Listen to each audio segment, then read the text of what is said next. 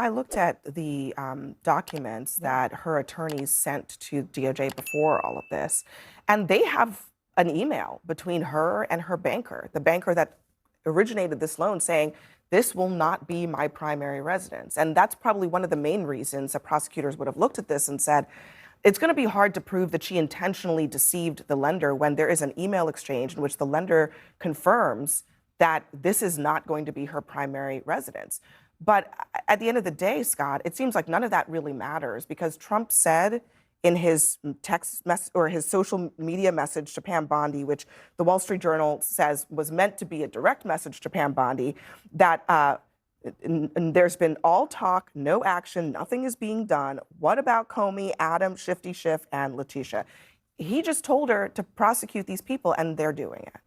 Yeah, well, they went to a grand jury. They showed them evidence. A grand jury decided to bring charges, just like in the case of Comey. And in both cases, they'll get to go to court and have their day in court, and we'll see if the evidence ever makes it to a jury of their peers. Look, I mean, Letitia James is the absolute worst possible poster child for the argument of selective prosecution. Her entire political career has been on the idea of selectively prosecuting one person, Donald J. Trump. Whether you think the merits of the case are strong or weak, or how you think it's going to play out, going out tonight and crying and whining and fussing about selective prosecution when it comes to Letitia James, who ran an entire campaign saying she was going to go after Trump. The cases she brought, it was only because of Trump. I don't think the American people are going to have too much sympathy for it. But she'll get to go to court. She'll get to make her arguments, and we'll see what happens. What is fueling this campaign, what is fueling my soul right now is Trump and his abuses. Abuses against immigrants, against women, against our environment. We need an attorney general who will stand up to Donald Trump. And we needed an attorney general who understands and knows the law, and who recognizes that no one is above the law, including the president of these United States. You know what's interesting? She named all the things she was mad at Trump over, but then she went after him on mortgage fraud as a civil case, which just always struck me as, I've just got to find something here to satify my political base. Also, I don't understand why being a political foe of Donald Trump makes you immune from having to follow the law. If she did it, her case, then a jury will, adjudicate. Her case was not an $18,000 case, was it? It was millions case. If you buy but Judge, there's not a qualifier. No, I'm not saying that. I'm saying that was a case.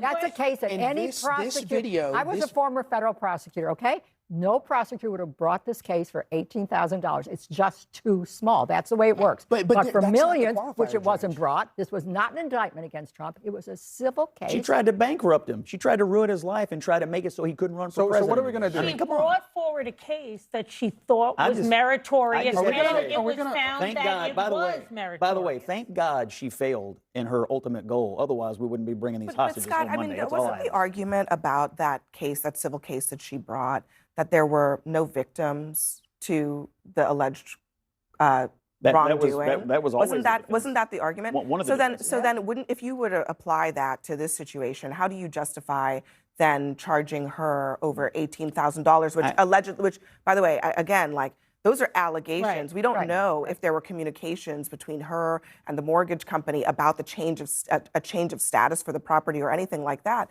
We don't know about that. But do you think that this is more of a crime with a victim than the one against Trump? I can only read back to you her own words. When powerful people cheat to get better loans, it comes at the expense of hardworking people. That's what James said. That's the standard she applied to Trump. So you think that applies to Trump, then? I think we're. I mean, she thought it did. So Scott, hold on. Do you think that applies to Trump? If you think it applies to her, fine. I'm giving you her justification for prosecuting him was that. Do you think it applies? I don't know why they wouldn't apply. Listen, as they say, two wrongs don't make a right. She's either wrong about Trump or you're wrong about Trump. Which one is it? No, look, she brought the case. She went through the process in New York. What happened happened. Now she's got a case against her. So Trump's case was legitimate then, in your mind? Oh, I don't think it should have ever been brought. I think it was a travesty. But you can't have it both ways. One way with Trump and one way with Trump. They're two different cases. They are not. You cannot have them two different ways. Go ahead, Tim. I totally agree with that. And this video.